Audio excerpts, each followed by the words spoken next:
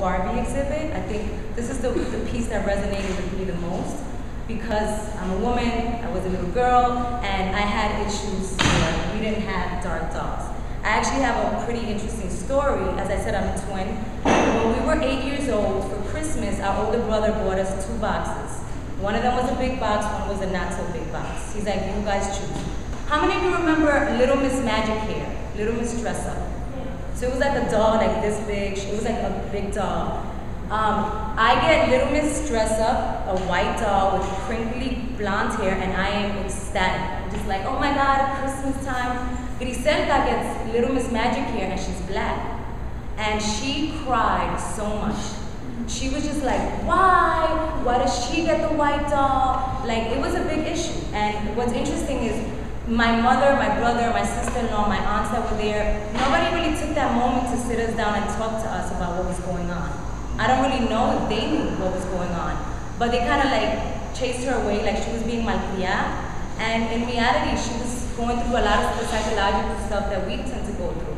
Fast forward 21 years later, my sister and I destroyed everything. We were like little tomboys growing up. We would take stuff apart. We would cut Barbie's hair. We would take their arms off. That doll, that black doll, is the only doll we have left.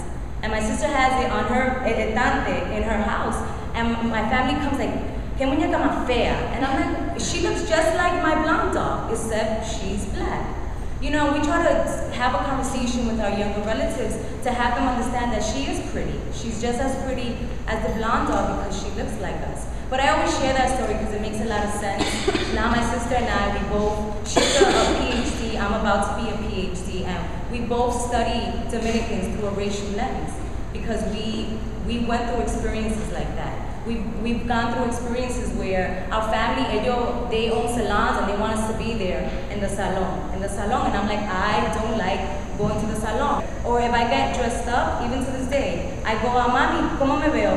De aquí para abajo bien, pero de aquí para arriba, like from here down, you look good, but from here, you don't. You're not gonna comb your hair. I'm like, Mom, but my hair is combed. Like, I'm having a good hair day today. And to my mother, she's like, what is wrong with you? And again, because she was raised with this idea that beauty has to look a certain way. No, it's not about what's here, it's about what's inside.